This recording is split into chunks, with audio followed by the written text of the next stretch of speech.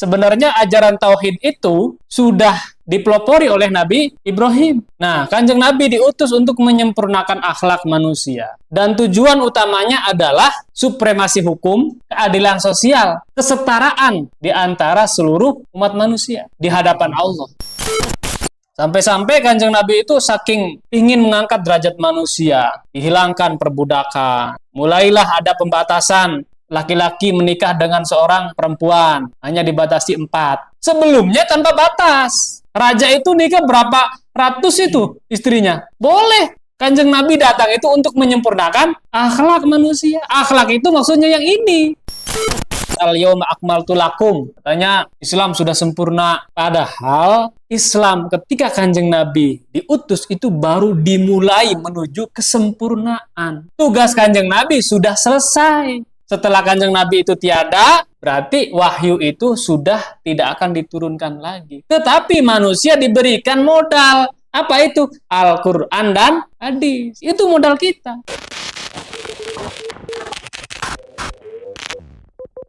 Assalamualaikum warahmatullahi wabarakatuh.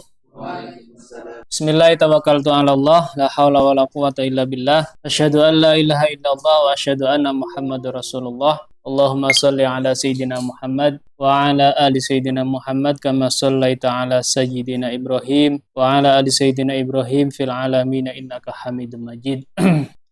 Kenapa selalu sholawat itu pertama ke Kanjeng Nabi, keduanya ke Nabi Ibrahim? Selalu itu. Dalam sholat juga sama. Karena kedua tokoh ini adalah seseorang yang bisa merubah tatanan kehidupan masyarakat. Pertama, Nabi Ibrahim itu merubah dari cara pandang masyarakat yang menyembah Tuhan, yang diperumpamakan dengan berbagai macam berhala.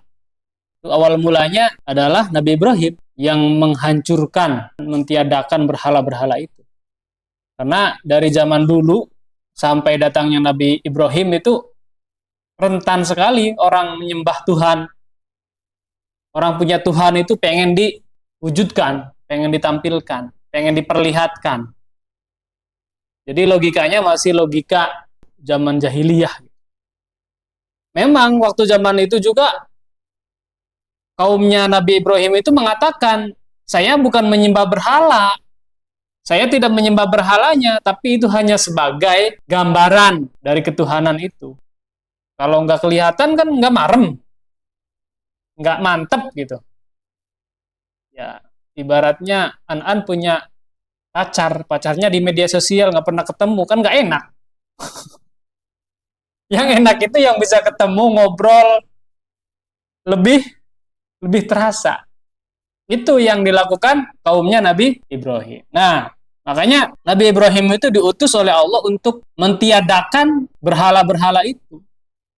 Sampai di antara salah satu yang melakukan tradisi itu adalah bapaknya. Disitulah terjadi perdebatan kan. Jadi Nabi Ibrahim itu dijuluki dengan bapaknya Tauhid yang mengajarkan tentang ketuhanan yang esa. Sebenarnya ajaran Tauhid itu sudah dipelopori oleh Nabi Ibrahim. Makanya nabi-nabi setelah Nabi Ibrahim itu namanya agamanya agama Tauhid atau Dinu Ibrahim. Agama Tauhid. Nah, Kanjeng Nabi diutus untuk menyempurnakan akhlak manusia. Dan tujuan utamanya adalah supremasi hukum, ya, keadilan sosial, kesetaraan di antara seluruh umat manusia. Dengan kalimat apa? Kalimatut tauhid, kata persatuan atau penyamarataan status manusia di hadapan Allah. Kalau zaman dulu sebelum Nabi Muhammad datang, status raja-raja itu masih ada. Masih ada. Yang jadi raja tetap jadi raja, yang jadi budak tetap jadi budak. Karena itu tradisi zaman dulu, bukan tradisi Islam perbudakan itu. Tradisi zaman dulu. Orang yang kalah perang jadi tawanan. Nah, yang jadi tawanan itu jadi budak. Diperjualbelikan di pasar, barter. Sok, coba bayangin zaman dulu. Hidup orang yang kaya itu kayak gimana? Manusia loh yang di bawah dia itu dijual belikan, diperjual belikan kayak sekarang orang jualan di pasar. Bukan jualan pisang, jualan orang. Coba lihat di film-film tuh. Mengerikan kan? Mengenaskan gitu. Itu adalah peradaban umat zaman dahulu, bukan peradaban umat Islam. Nah, setelah itu Kanjeng Nabi datang untuk menyempurnakan akhlak manusia. Di antara salah satunya ialah mengangkat derajat manusia. Jangan sampai ada lagi yang namanya perbudakan. Makanya ketika Kanjeng Nabi jadi nabi, mulailah di situ upaya-upaya untuk memerdekakan budak. Di antara salah satunya, kalau budak ini mampu untuk memerdekakan dirinya, silahkan. Kalau dia punya duit, dia menebus diri kepada majikannya. Itu hak seorang budak di antaranya. Itu dipelopori oleh Kanjeng Nabi. Kalau zaman dulu nggak ada.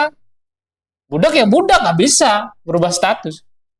Sampai-sampai Kanjeng Nabi itu saking ingin mengangkat derajat manusia, dihilangkan perbudakan. Mulai, memang belum sampai tuntas ketika Kanjeng Nabi itu wafat. Mulailah ada pembatasan laki-laki menikah dengan seorang perempuan, hanya dibatasi 4. Sebelumnya tanpa batas. Nih, ini harus dipahami nih. Kita sebagai orang Islam jangan sampai, zaman dulu kan umat Islam tuh boleh 4. Itu upaya dari zaman dulu yang manusia nikah itu tanpa batas. Coba bayangkan. Raja itu nikah berapa ratus itu istrinya. Kanjeng Nabi datang itu untuk menyempurnakan akhlak manusia. Akhlak itu maksudnya yang ini. Keadilan sosial, ya, supremasi hukum ditegakkan. Kemudian ada orang zaman sekarang di Al-Quran kan diperbolehkan perbudakan. Kenapa sekarang nggak boleh? Padahal itu hukum Allah. Nah, ini yang jadi salah paham. Al-Quran memang diturunkan ketika Kanjeng Nabi masih hidup. Itu awal mula dari sebuah perubahan peradaban. Makanya ketika tadi balik lagi, kenapa kita baca sholawat itu Kanjeng Nabi dulu, kemudian Nabi Ibrahim. Kedua-duanya ini adalah pelopor. Itu penting ini. Kita harus benar-benar memahami. Jangan sampai kita merendahkan Islam dari diri kita, pemahaman kita sendiri. Kita harus benar-benar bisa membuka pemahaman itu. Kemudian kemarin udah dibahas al-yauma akmaltu lakum. Katanya Islam sudah sempurna. Padahal Islam ketika Kanjeng Nabi diutus itu baru dimulai menuju kesempurnaan. Tugas Kanjeng Nabi sudah selesai. Wahyu itu tidak akan diturunkan lagi kepada manusia. Setelah Kanjeng Nabi itu tiada, berarti wahyu itu sudah tidak akan diturunkan lagi. Tetapi manusia diberikan modal. Apa itu? Al-Quran dan hadis. Itu modal kita. Artinya gimana? Artinya setelah ada Al-Quran dan hadis, kita mengandalkan akal kita untuk berpikir, mengandalkan hati kita untuk memahami ya tentang ajaran Islam itu sendiri. Jadi jangan punya anggapan, Kanjeng Nabinya kan udah nggak ada, berarti kita nggak boleh mikir. Justru inilah mulai keterpurukan umat Islam itu. Justru Kanjeng Nabi itu mewajibkan yang namanya belajar, thalabul ilmi wajib. Kemanapun ada ilmu, carilah. Sampai ke pelosok juga harus dicari. Lalu ketika Kanjeng Nabi udah meninggal, apakah kewajiban itu putus? Ya enggak. Nah ini yang jadi kita ke umat Islam kayak terpuruk banget ya. Nah ini harus kita pahami, harus kita renungkan bahwa ini adalah pola-pola yang dibikin oleh musuh Islam untuk menghancurkan Islam dari dalam.